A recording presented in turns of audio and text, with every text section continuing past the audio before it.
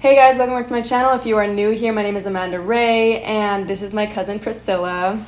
Again. Again. You saw her in the Christmas video. We spent Christmas together. And for those of you that are new here, we both left a polygamous cult known as the Order. And we both have our stories linked down below if you're interested in hearing more about that. But today we're just doing a podcast episode. Me and her are going through a lot right now. And so I was like, we should just do a podcast episode and hopefully like someone listens to this and can learn something from it, and maybe you're going through something similar. I don't really want to say like everything I'm going through because it's kind of embarrassing, but it's like emotional stuff. So one of the main things we did want to ask, let's start with like Christmas trauma first, actually, okay? Mm-hmm. So we both don't have families. Feel bad for us. This time of year is always really hard for me, and I never see it coming. I don't know if you go through the same thing. I never think it's going to be that hard until it hits like December. Yeah. Like November starts to be hard, Thanksgiving, and then December I'm like, literally, like if I see someone that looks like one of my siblings, I start to like tear up because it reminds me that I can't be with them.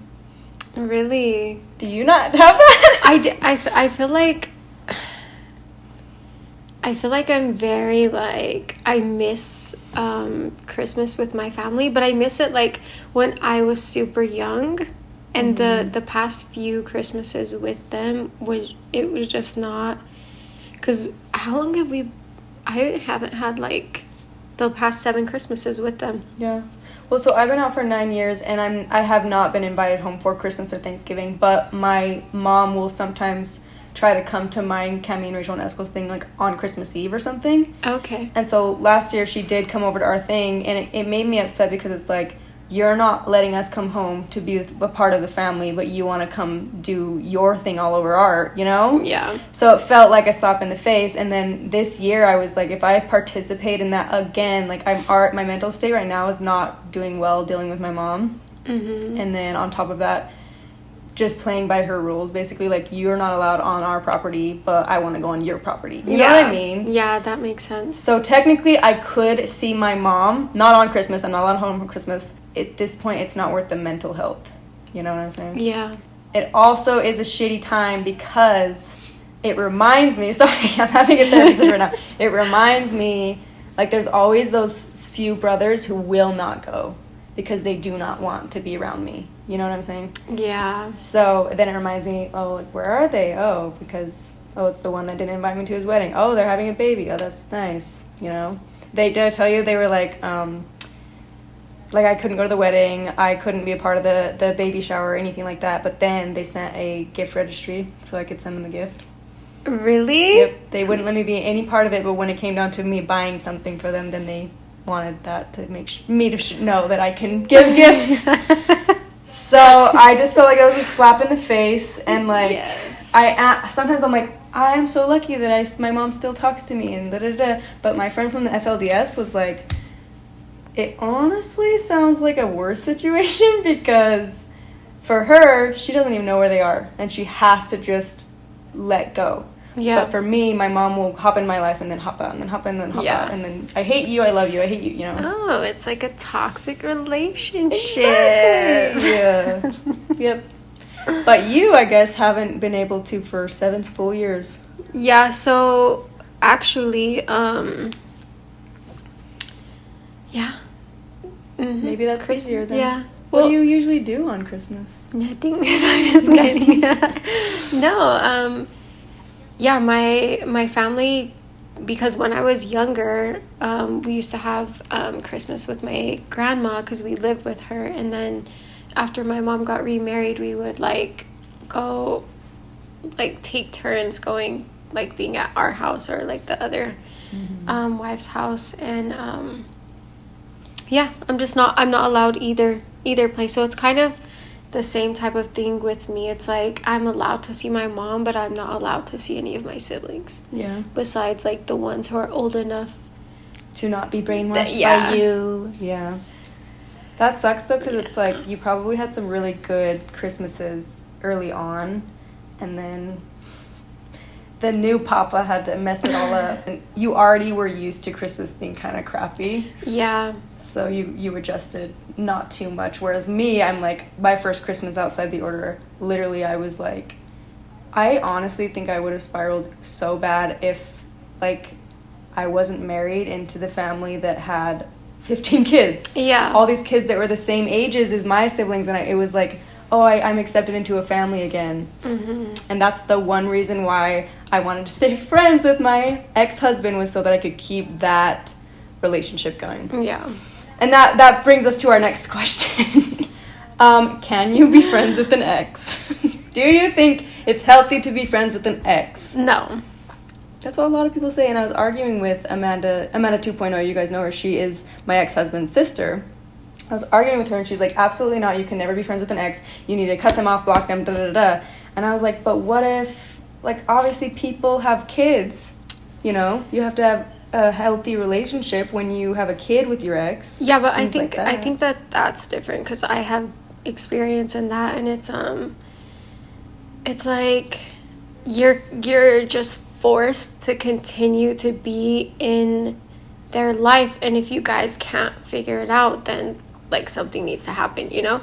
And when there's somebody else in the picture, you kind of put like your feelings and all of that aside for them.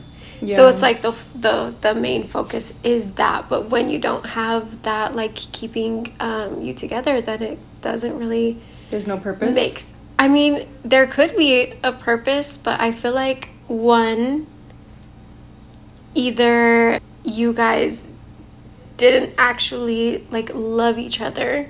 Yeah. Like if it wasn't super serious and you decide like, oh, let's just go back to being friends, I think that's one thing.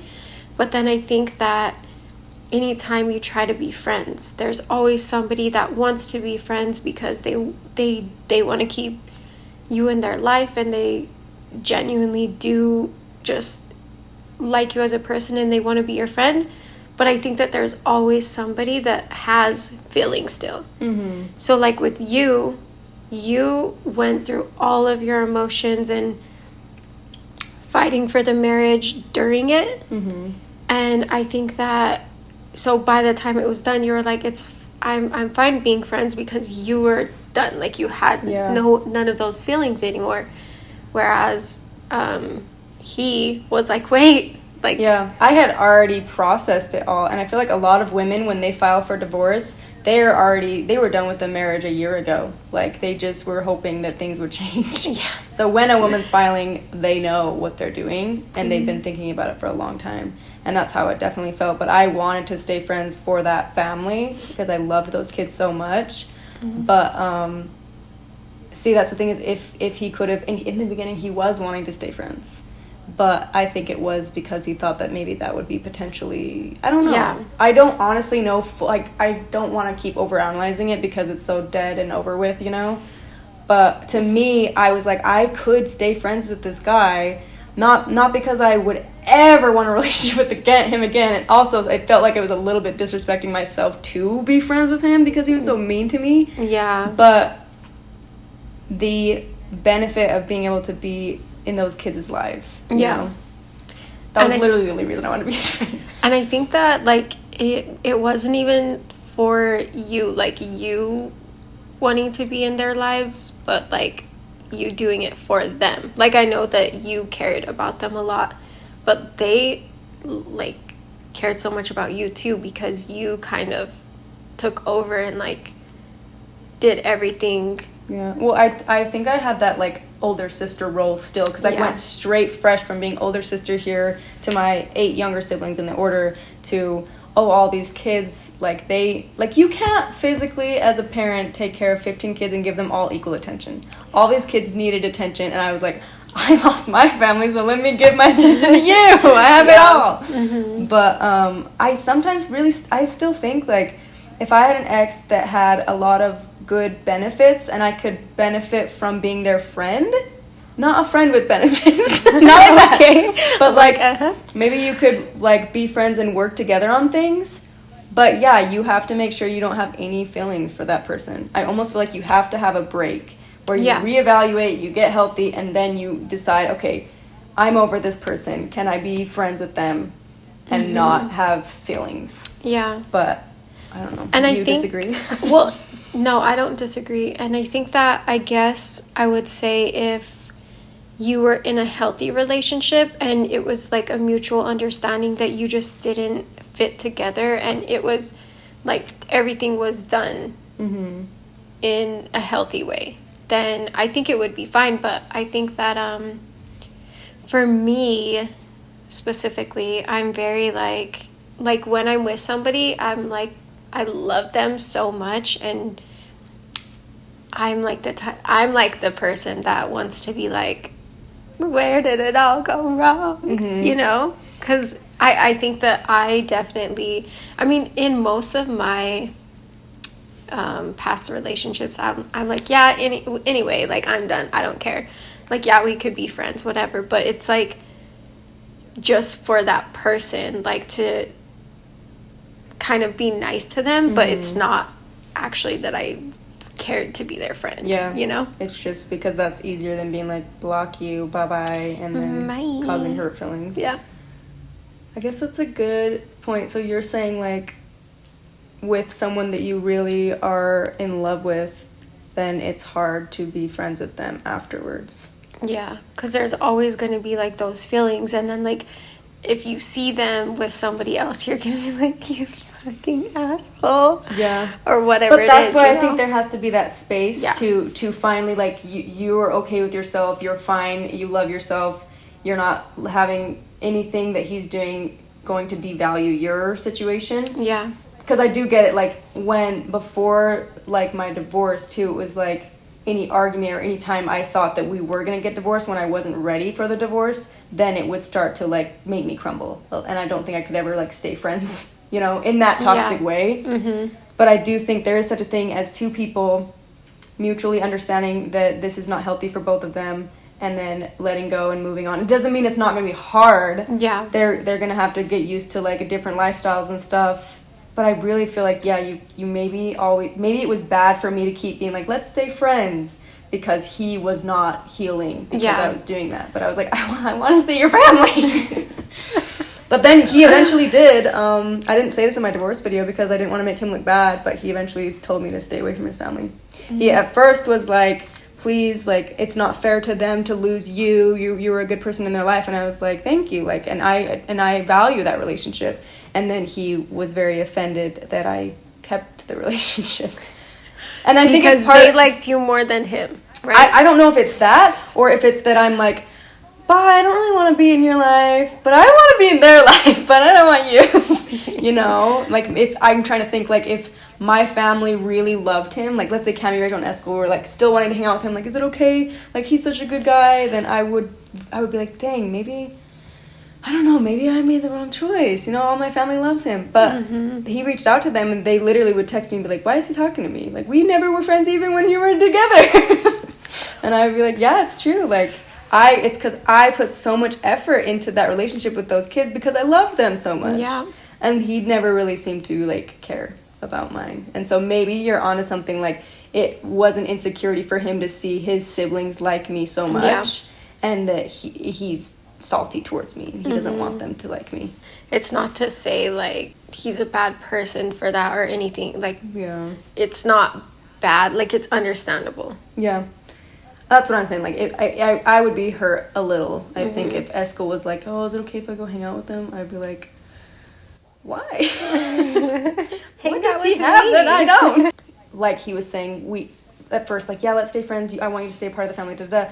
But then when I was actually doing it, then he was realizing, oh, I don't like this. Yeah. And a lot of people I see doing that, they'll tell me one thing, and then when I do it, then they're like, I don't like that. And it's like, but it's because you don't know yourself. Don't get mad at me.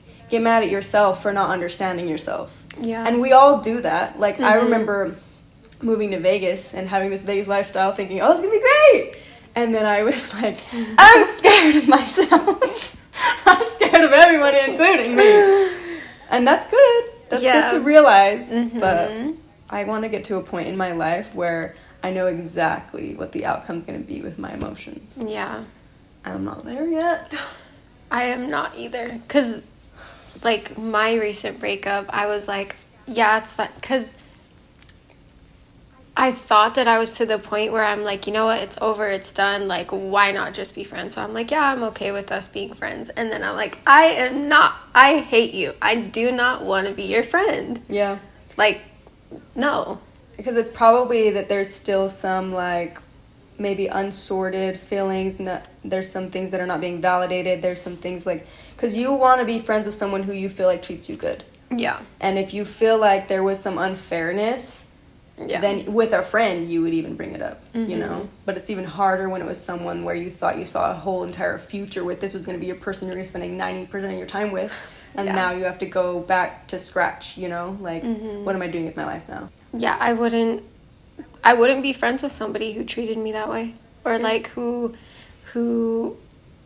like, knew exactly what they're doing and then... Okay. And then it's just like, oh, it's not my fault. It's this, it's that. Like, not taking accountability for their actions. And it's like, why would I want to be friends with you? Like, what do I get out of that? And that's why you have to be very careful. Like, yes, be careful with who your friends are, but more careful with that person that you're going to be spending 90% of your time with, because that shit can happen and it's scary. And you can change for someone, too, who's not willing to do the same for you. Yeah. But it's like, I had a line that I was going off of with that. I remember I did a podcast episode with you guys. I think it was like one of the first Culty Crew episodes. And I was talking about how I finally realized to put up that boundary with my mom was like, I would never have a friend in my life who treated me as bad as my mom treats me. But because she's my mom, I give her that excuse. And I think we do that with our boyfriends and husbands. With our spouses and partners, we give them the excuse because it's like, oh, that they're family. And, oh, but I've invested so much into them. But it's like, that's exactly why you should run. Because it's going to tear you apart even more. Like, a stranger saying something mean to you on the street, bye, like, you'll never have to see them again. This person you have to see all the time, and it actually does affect you. Yeah, it does. So you need to make sure not to let those things slide, because it will ruin your life. After putting that boundary up with my mom, I started doing it with, like, everyone. Like, making sure that if someone is disrespecting me and, like, shaking my peace, they need to be reminded where they are in my pyramid of people. Like, the people down here are acquaintances, and that's where my mom is now. She doesn't get me calling her back like, oh, sorry, I missed your call, like what I used to do. I used to bend over backwards for her. Every second she said she wanted to leave my dad, I'm here. I know. It was usually on her period. I started, because it was a cycle, I'd be like, how come it's like once a month? Yeah. I'd have a meeting with Cammy and Rachel once a month, and then we're like, oh my gosh. And we'd ask her, are you on your period? She'd be like, yes, but that doesn't have anything. Yes, it is. Yes, it is. And that's the problem too, is I think you and me did this in our relationship, like running to them every second they needed us. Yeah. And then that gave them the, I guess, go ahead to treat us like that. Yeah, it was very much like, I can't think of a single time that they wanted to see me that I did not make the time. You made sure you cleared your schedule every single time? Yep. Wow. It was to the point where I was like, and this wasn't their fault, it was me doing this, but it's like I wouldn't even make plans just in case he wanted to do something. Yeah. Mm-hmm. So it's like your world is revolving around them. Yeah. And they're okay with it. Don't recommend. Yeah. Mm-hmm. A lot of women do that, sadly. Yeah. I don't know. I think it's like a society thing, or it's like I don't know. We need to stop, though. We really do. Mm-hmm. Because you wouldn't want them to do that for you. Because we care about them. Mm-hmm. You would want them to be growing and successful in that area, and then, make time for you, obviously. Yeah. But, like, if they're successful, you're successful. Mm-hmm. But the fact that you are revolving your life around them, you couldn't be successful at anything else other than the relationship. And if the relationship doesn't work, then you feel like shit. And you invested so much. You know what's crazy is I feel like when people meet us, then we are who we are, and we're working on ourselves, and we're focused on ourselves, and we have all these things going on in our lives, and that's how I was. But then slowly it's like I started making my life more and more about this person. And the crazy thing is like the less I focused on myself, the more I focused on him, the less he liked me, because I was like trying to be what he wanted, but I should have just been myself. And like done what I wanted to do. And it's disrespecting you, and then it makes other people disrespect you as well, because you allow it. And what's crazy is, here you are single, and you were like just doing whatever, like living your life, and that's attractive. And I think he was attracted to that. Like, you were a go-getter, you were living your life, and you were progressing. He gets in your life, you changed all of that to be everything he wanted. So it is kind of unattractive. And I did the same thing, because then it's proving to them that you don't think you're worth it, so you're constantly trying to prove your worth. And so then they're like, oh, that's why what's that quote? It's like, fake it till you make it. That's why that really works with confidence, because at the end of the day, like, it's you just need to prove to yourself, and then when you believe it, and other people will believe it. Damn it! Okay, my camera died, so it cut me off. But it died, it just... The card was full. I wanted to say, because like I saw how you changed completely for this man, and then it became almost like you were unsuccessful all of a sudden. Yes. And there was this guy talking on TikTok, and he said, behind every unsuccessful woman, there is a man.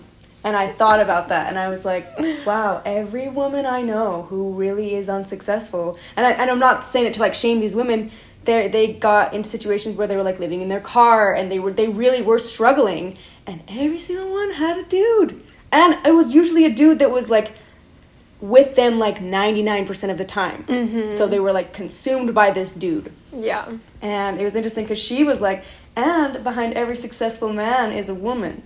And I was like, that's an interesting thing to think about, because of all the successful people I know, they have a woman too, you know?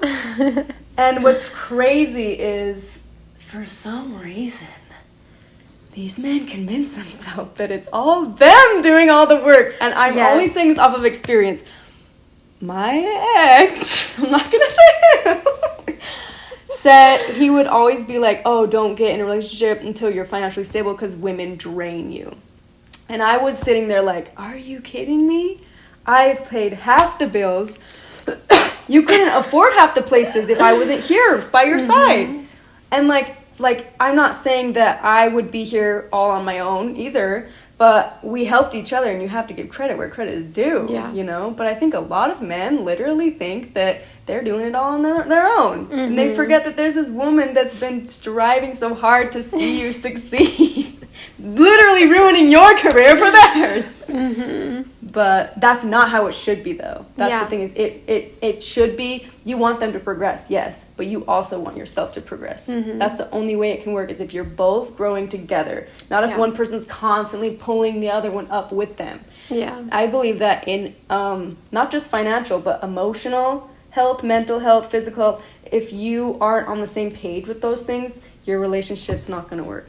Emotional has been my most important one lately. I think I will never date someone who's not emotionally intelligent. Yeah. My ex was not. And it's like, yeah, you could be really successful with your money. That doesn't make you good at relationships. That doesn't make you good at everything else.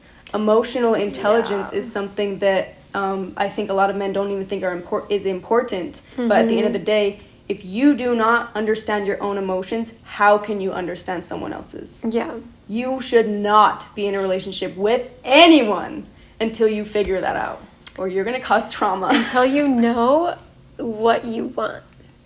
Like, I really don't understand how people can get so far in their life and literally just be like, they can be financially successful, but they like have no idea who they are or what they want. And it's like other people, like they're letting other people tell them how they should live their life. And it's crazy to me, because it's like, I literally, and I'm not saying that I don't let anybody like dictate my life. And but you left a cult, like, you left your family. But I'm saying, like, at 17 I was like, no, I'm not gonna live the life that you wanted. So I left, and I gave up my entire family. And it's like, you can't even stand up to a stranger, like, well, not even a stranger, but like, you can't even do what you say that you want to do. That's something that I feel like is inconsistent with these are just our personal experiences, but I really feel like a lot of you girls are going to be able to relate to this. But being with someone who says one thing and then does the opposite, or says this is what I want, but then you're watching them because you're with them, you're like, you want this over here, but you're all the way over here, bro. Like, you're doing something over here that's going to make you successful for this life over here, when your dreams are over there. So either you're lying to yourself about what you want, or you're not understanding why this cycle keeps happening, because you're obviously out of sync. Yeah. I know I experienced that a lot with my ex. He was always like, oh, like, my life doesn't fit with these other people's lives. Like, they're not really my friends. Like, saying, like, that they don't want to live that life. They don't want to go out clubbing. They don't want to do this. And it's like, but every weekend you're out clubbing. You're with these people that you don't want to, like. And no matter what, you will be who you surround yourself with if you keep on being with them. So why hang out with them if their values don't line up with yours? Yeah. You are going to let them control your life. At this point, you have to make a decision. I'm going to be friends with these people, and I like their lives, and I want to end up like them, so I'm going to hang around them. Okay, then at least you're being honest with yourself. But here you are saying, I don't like their lives, I don't like what they do, but I'm going to go do it and hope for a different outcome. And I like to bring this up a lot. The definition of insanity is doing the same thing and expecting a different result. And these men, these motherfuckers, think that they can do the same thing over and over and get a different outcome. It's like, just because you say this is what your goals are doesn't make it true. Like, I believe in morning mantras, but, like, you actually have to be doing things too. I don't know. And I know I did that too when I first left and I had my 9-to-5 job. In my brain, I was like, I'm gonna be a millionaire. And then I literally had to come to the conclusion that there is no way I would be a millionaire if I'm working I've been working for this place for 2 years and I got a $1 raise. By the time I'm 4,762, maybe. You have to realize, like, if you want something, your actions better speak louder than that. Yeah. So this dude who's like, I don't want this life, and he's hanging out with these people, I don't know. I honestly don't know if he was being honest with himself. Like, if maybe he did like their life. I don't know. Yeah, I think that honestly, it was kind of the, like, for me, for example, right? I've been cutting off everybody that I feel like their values don't align with mine. And that means, like, I have no friends to go out with, to go clubbing with, to do whatever it is. And it's like, I don't like doing those things, so I don't care. But then there are days that I do feel lonely, and I'm like, damn, I wish I should have kept some of those toxic people in my life so I could go out and do something. But then I'm like, no, I don't want to do that. I need to, it's like, I just want to avoid what I'm feeling inside, if that makes sense. I don't want to be alone it's with, like a numbing I don't want to be alone with, like, the emotional turmoil that I'm going through. And I think that maybe that's what it is for him too. He's like, oh, I don't want to do this, but you'll always find them doing it because they don't want to go to therapy, and they don't want to look within themselves. And I'm not saying that I'm perfect, definitely not. Like, I had a lot of issues. Sorry, we're back now.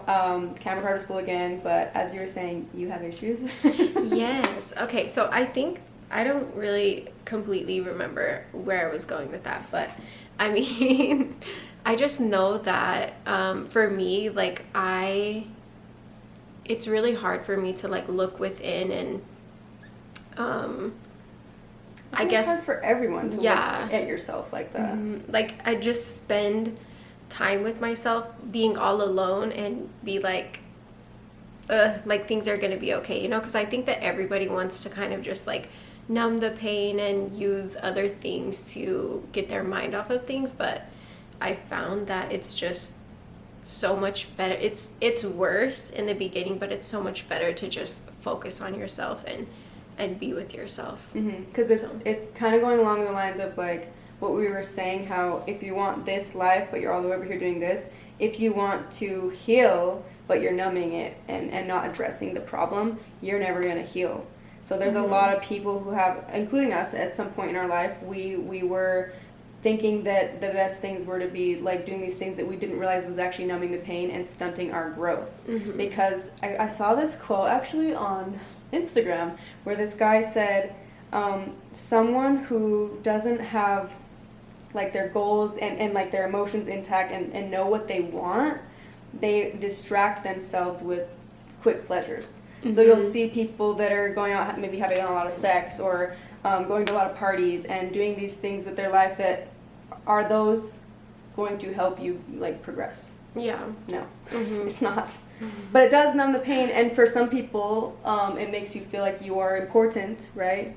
But only for that second, and then you go back to, you know, being alone with your thoughts. Yeah. It's a vicious cycle. I had an aunt actually who we would always talk about. It was interesting. She could never be alone with her thoughts. She always had to have music playing, or even in the shower. Like, she didn't like to be alone with her thoughts. But that's the best place to be if you want to grow. And you unfortunately, it sucks because it's like so uncomfortable at first, but then if you do that, you'll have such a better relationship with yourself in the long run. And then the next person will not be able to treat you like shit. Yeah, it's a good point too, because it's like, for me, I could have stayed comfortable in a toxic relationship, right? But then it's like, you're allowing them to treat you like shit. You are also treating yourself like shit. Yes, you are what you think is comfortable, what we all think is comfortable. I say this quote, not a quote, it's a statistic that I think the statistic is over like 65% of people never leave the hometown that they were born in because it's comfortable, right? We're also wanting comfort, but that is what's ruining our lives. I think if something makes you uncomfortable, you should sit in that uncomfortable and wonder why, because you're going to learn about yourself in that state of uncomfortability. But it's hard. It's exhausting. I will admit, like, I've learned so much this year that I am so exhausted. I'm like, God, if you do one more thing, I'm worshiping Satan. Have you seen those things where it's like when God's picking his strongest soldiers for 2023, like, not me, please. Yeah, I the specific TikTok where she's like, get somebody else. get somebody else to do it. You had a really good, was it a quote? Yeah. I actually, so Christine was talking to me about this. She told me a whole story, which I'll tell you later. For those of you who don't know who Christine is, when she escaped the cult, she went to Vegas, if you watched it on Escaping Polygamy, and she lived with a woman named Christine. And I'll show, for the listeners, that's who it is, but I'll show the viewers a picture of her. Can I show a picture of her? Yeah. Okay. So she was talking to me, and it reminded me of this quote that I heard, and it was that instead of focusing on focusing on how you feel about somebody, you need to focus on how they make you feel. Because I feel like, for me personally, like, going through this breakup, I'm like, I just don't understand. I love them so much. I love them so much, but they made me feel like shit. And it's like, I just have to keep reminding myself that, like, I was not happy. Like, I loved this person and I wanted to be with them so badly because of how much I loved them, but I did not feel good. Yep. And that's something that, like, a lot of people look over when you love someone so much, right? Yeah. And I even saw it, sadly. Like, I lived with her while she was going through this, and it's like, why are you all of a sudden so insecure? You know, like, you should be more secure because you have a guy that's like, oh, you're so great. great, you know? That's how it should be. Mm-hmm. But it's almost like you started to become more insecure and more, I don't want to say unstable, but kind of. Yeah, I was very, because I was single for a year before my last relationship, and I was very, like, confident in myself and focused on myself and building, and I had all these goals, and then I got into this relationship, and slowly it was like I just didn't even know who I was anymore. Like, the smallest thing that this person would say would, like, shatter my confidence. It wasn't even this person's fault. It was just me. Like, I think it was, we have to give some credit. Yeah, I saw it, and I think he projected a lot of his insecurities onto you. And you took them and internalized them. Mm-hmm. But I think that, honestly, the way that relationships are modeled to you, during your childhood, or even, like, what you see people around you accept, and you kind of just think that's normal. And I remember I would always see my mom, and she would just, like, love so hard. And there was this one instance where she made dinner, and her husband had his plate, and he, like, there happened to be a hair in it, so he picked it out, and he was like, whatever, like, he didn't say anything about it. But I remember my mom literally went in her room and cried for the rest of the night. About that? Mm-hmm. Because that's just the way that I think that relationship made her feel, and she internalized everything. Whether or not he purposely did that, she just internalized everything and made everything her fault when it wasn't. Yeah. And I think that I started doing that. Even though when I would watch her, I would watch her and I'd be like, what the, like, no. We literally accidentally, and you guys watching too, you think that you are not recreating the cycle. If you're not addressing yourself, you are accidentally recreating the cycle. Mm-hmm. I said the same thing about my mom. I am not going to be like her. I hate their relationship. Oh my gosh, my marriage, like, yes, it wasn't that as toxic as my parents, but it was mimicking my mother. And so you kind of accidentally, yes, you didn't get sad over him pulling a hair out of his meal, but you got sad out of him making small little remarks. Yeah. Mm-hmm. But also, I think if you're in a healthy relationship, they wouldn't make those small little remarks, or they would, they could communicate in a way that's not going to hurt you. Yeah. Because I think a healthy relationship, you can make jokes about each other's appearance, but you know the other person enough to know what's something that's okay and what's something that's rude. You know? Yeah. And I think that the reason things like that affected me so much is because this person was always the one that's like, oh, there's always some truth to every joke. And then, so I would say that back to him, and he's like, no, I was just joking. I'm like, you're the one who said there's always such. So I would just kind of, like, any little thing, I'm like, always some truth. Yeah. I just noticed with him, my biggest ick about him was he was so, like, happy to give advice, and he did this to me too, and he did it to you, advice on subjects that he knew absolutely nothing about. Like, for example, and maybe I do hope he watches this, he told me when I was starting to do full-time YouTube, he told me that basically I'm putting myself at risk by going against the cult, and that I'm just one person, and I am putting myself at risk, and he was trying to make me feel guilty putting you at risk because we live together, right? And what if they come after you and all this stuff, and they get really mad and you ruffle their feathers enough? Like, it's better to just be quiet because you're only one person, and nothing's gonna change with your voice. And I was like, you're telling me I should just give up, forget about my family, and fear them, and walk away. There's nothing you can do. I was like, obviously he knows absolutely nothing about me, first of all. Anyone who says shit like that to me makes me want to do it more. Like, if you want to tell me what to do, I'm going to do the opposite. See, I was the opposite. Like, it's so funny because in other relationships, I was like that too. Like, if somebody said something, I'm like, ew, like, I'm not listening to you. Mm-hmm. But with him, I was very like, you're right, like, whatever you think. And so, just anything that came up, like, American Greed, how they wanted me to talk about Jacob Kingston. He was like, I don't think you should do that because it's going to upset your family. It's going to ruin your relationships. I'm like, you're right. I'm trying to build that relationship.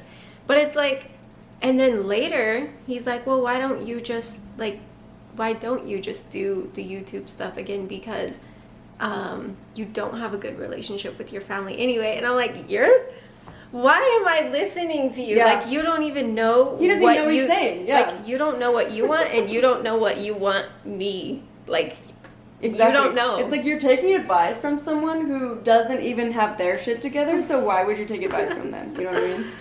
And now you're probably, like, kicking yourself that you didn't go on American Greed. Yeah. Because he literally took those opportunities away from you because, you don't need them. You need your family who treats you like shit, really. Shit. And then realizes later, like, it's like, I know we all do this where we take advice from someone we shouldn't have taken advice from. You should always remember when someone's giving you advice, what they're giving you advice on, how do they, okay, so for example, I was going through something in a relationship back in the day when I first was living in base. I was having this issue and I was getting advice. I got advice from you. I got advice we had a roommate that we were living together with, and I got advice from Cammie because I wanted all aspects of it. And then when our roommate was giving me this advice, as she was telling me, I remembered how her relationship was going and how she was actively doing these things in her relationship and how I felt like I would never want that. Yeah. And so I'm like, I need to be careful if I'm taking this person's advice because they are actively living that, and that's the outcome. Do I like that outcome? That's and for smart. him, you know his relationship with his family, right? Yeah, I mean, mean, he's giving you advice on family relationships, and he obviously, is that what you want? You know? But like, we do it all the time on accident. I feel like with him, like, I really liked how close he was with his family, and so that's why I was like, like, I was happy to be in that relationship because I'm like, I'm gonna get a family. But then it's like, it ended up being that his family was so similar to mine. And I'm like, oh, like, how are they like this when, like, my family grew up in a cult, so of course they're like this, right? But your family grew up in the world. Like, why are they like culty. this? Yeah, I'm like, Do you catch yourself a lot? I find myself doing this a lot, like, oh, they're culty. Like, that's culty. Like, this situation's culty. Even, like, work environments, in my opinion, are all culty. They're just their own little mini version of a cult. Because a definition of a cult is, like, something that's deemed by society as unusual or weird. oh, okay. I didn't know And that. so, which is why the LDS is considered a cult, because a lot of people think that's unusual and weird, right? I think if you're in a community for too long, it does, even a relationship, you and him could have been your own little cult. Because here you are convincing yourself of these things that are kind of irrational. Yeah. And so is he. And his family too. Like, they're living in a lifestyle that's so weird and that it's not healthy. In my opinion, that way the family his family is not healthy. Because, well, I mean, yes, definitely, like, the fact that they're unaccepting of what someone wants. The simple fact that they think that they know who he should be with more than him.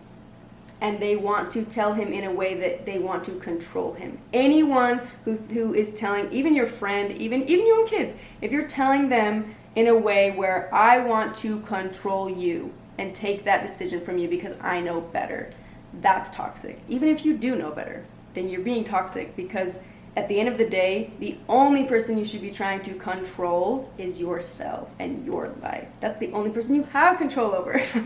Yeah, that's true. So that's where I think, like, the number one red flag in his family was, like, everyone's trying to force each other to be what they want. It's like, just love unconditionally. And then you'll be happy. Yeah, regardless of what his family wanted, though, that he made his own decisions. He just wasn't man enough to, what's the word? To stand up to them. No. Because even if I feel like, you know, the excuse that I was given was like, oh, like I'm so sorry, I'm not strong enough to fight for our relationship or whatever it was.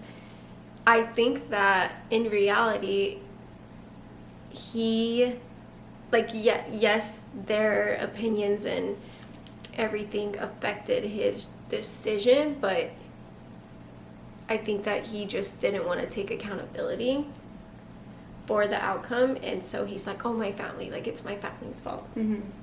When in reality, like, you're a grown man.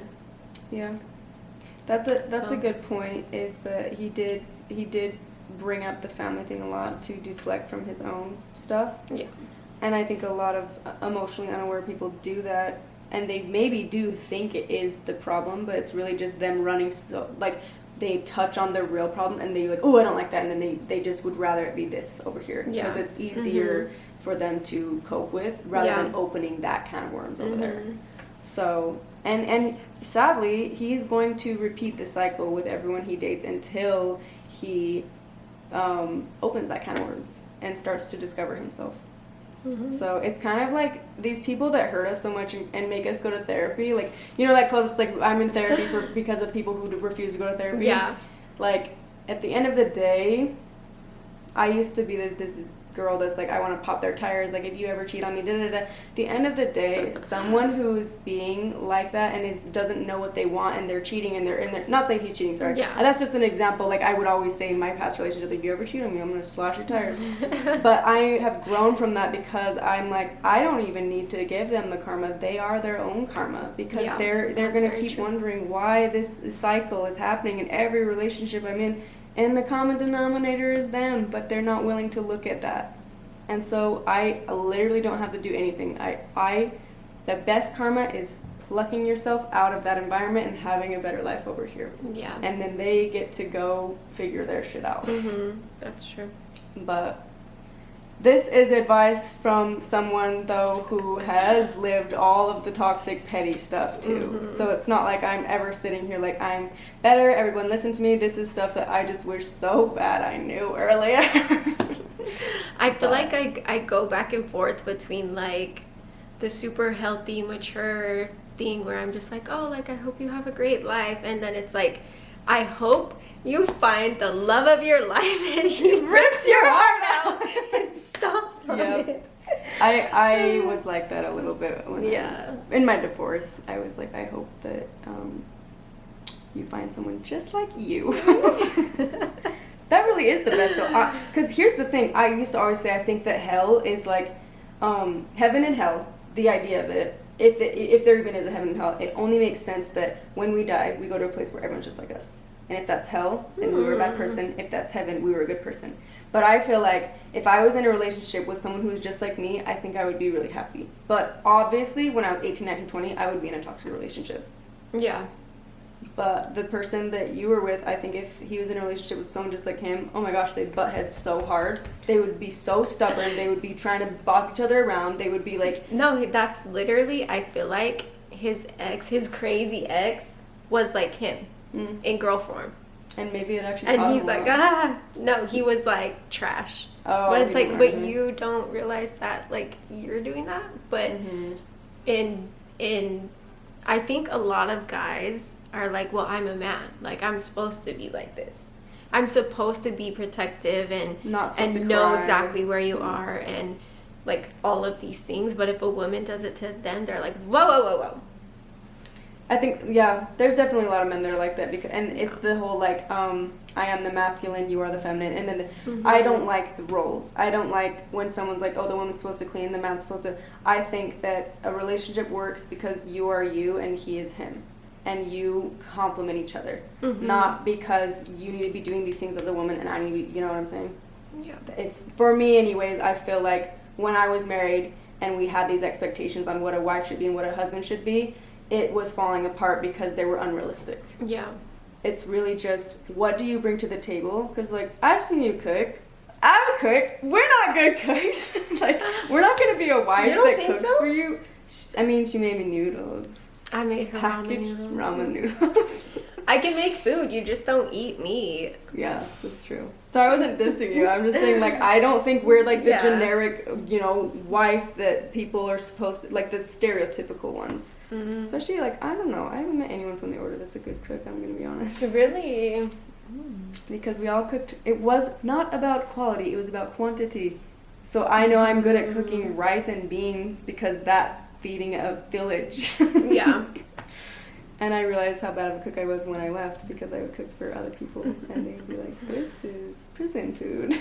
Oh my god. Anyways, my whole point is, like, if you go off of this is what a man should do for the relationship, but this is what the woman should do for a relationship, those are always tangible, you know, because your personality could be more, I don't know, masculine, or you could be, in even my marriage, I was like, what if I want to be a provider? What if I want to go to work every day and I want to stay home with these damn kids, you know? With these damn And there's a lot of women who want to do that and they don't want to go crazy at home with the kids. And there's some men that are better at being, like, I have met some guys that are stay-at-home dads that do a really good job at it. So, I don't know. I think it really just depends on, don't putting rules on that, putting rules on, in the beginning of the relationship, what your boundaries are. And respecting each other's boundaries and building each other up. Never wanting to hold each other back. But that starts with having a good respect for yourself. That always, I feel like every podcast episode I end it with, love yourself first, respect yourself first, and then everything else will fall into place.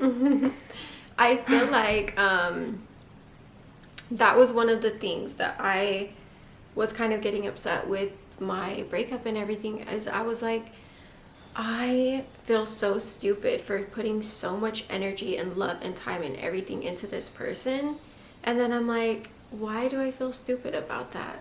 All I need to do, because knowing how much effort I put into this other person, like, I know that I'm capable of giving that to myself now. And if I just give that to myself, like, then why was it a waste of time to,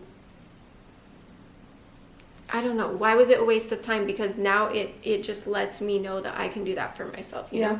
You have to look at it as if you really did learn a lot from the relationship. I did learn a lot. And also, like, it's just kind of frustrating, though, how you are so willing to do that for him but not yourself, you know? And I realized that, too. Like, I was so forgiving in so many areas that I would beat myself up over. It's usually, though, like, they treat you bad because they treat themselves bad. Yeah. So, like, even with your ex, I feel like he didn't have a good relationship with himself, so he didn't have a good relationship with you. Yeah. But there are people, like, okay, I can count on only one hand, though. There are couples that I do look up to. There's two. Two couples that I would be very happy if I was in a relationship like theirs. And so it gives me hope that one day, I mean, definitely not anytime soon, because I think I need to work on myself. But Same. One day I'll hopefully just have a really, really healthy life. But I'll let you guys know if it ever happens. You'll be the first to know. Because I feel like a lot of you guys are like, if you figure it out, let me know. And I'm like, you tell me. I feel like you're gonna be the type that's like doesn't tell anybody anything until you like post pictures of your wedding day. Like, honestly, guess what? I think I'm gonna be, because I'm so traumatized by how everyone was like addressing my divorce before I was even, you know. Yeah. They were asking about it all before I was ready to be talking about it. That I am gonna be like the person that gets pregnant, but they don't want to tell anyone just in case they lose the baby. You know how people in the order would do that? I think that's how I'm gonna get him, but I don't want to scare it away.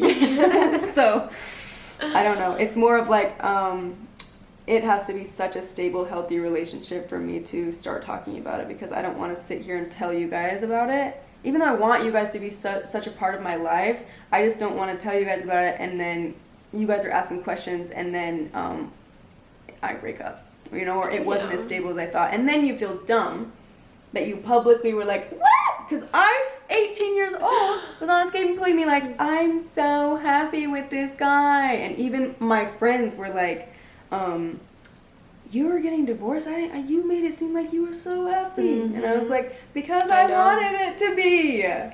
And then you feel dumb. So Yeah. I just went through a lot with that and with it being so public that I think, yeah, you're right. At the next time, you guys will probably, if you ever see a picture of me with a dude on Instagram or anywhere, we did not just meet. It's been a long time coming. But I don't know. I am being honest though, I don't think I'm going to be trying for a relationship for a while. The only relationship I want is the one with myself. Oh, this is like off topic, but when you were talking about the like feminine masculine type thing, right? That made me think about how, so you know how in traditional relationships, right? Traditionally the woman would be a virgin and stay at home with the kids and be a housewife, and the man would go to work and like provide, right? Yeah. So I was thinking, like, the order expects women to be these traditional wives, but they're not traditional husbands, because there are some men in the order who do like provide for their family and their wives and everything, but for the majority, like 90% of them is the woman is still working. The woman is the housewife. She has 1,000 kids. She goes to work. She goes to school. She everything, and the man's just like, bring me my dinner. Yep. You know? It's like they're doing so much more than the man, and they're expected to do so much more than the man. And then they're put on as beneath the man, even though we're literally doing things that they aren't even capable of doing. Yeah. And that, like, the only reason I'm thinking about that is because when I visited, I just recently visited Colorado City, and I talked to some of the FLDS members, and their husbands provide for them. And it's like, it's a very traditional type of relationship. Plus the polygamy, but like it was just so trying to be in their lives and providing. So it was just interesting, like seeing how different it was, and also like meeting some of the kids. Like they're very confident and secure in themselves, and it's crazy to me because I feel like, I think that you are very confident and secure in yourself, but not as a kid, I wasn't. Yeah, but as people who had just left the order, and even me still, like, it's so hard to break out of that self-doubt bubble, and just because I feel like people, including our parents, were just constantly like judging us and doubting us and telling us why we're not good enough or whatever it was. There's always something wrong with us. And so that was a crazy dynamic for me, because I'm like you love yourself, and you're like, it's crazy to me. It's like they're already like light years ahead of what we were. So that, but this is also could be the families that you happen to be around too. That's in the true. Area. That's very true. So true. we don't want to be speaking for all FLDS, but at the end of the day, there's definitely some things that were way different that were healthy. But you all have to remember too, as much as they like love their kids, they still are willing to give them up. That's true. So there's a lot of similarities too. Yes. But I'm glad you got that experience though, because that's interesting information. So what did we learn? Love yourself first, and then everything will work out. Thank you guys so much for listening though to us basically ramble for like an hour. If you want to see more content like this, I will leave Priscilla's channel down below, and I'm gonna also link our Christmas video and the other stuff that we did together. So go follow her. I'll leave your Instagram and everything down there too. Okay. Follow her on all our social medias, and I will see you guys on Sunday for Culty Cup of Coffee. Yay! Bye. Bye.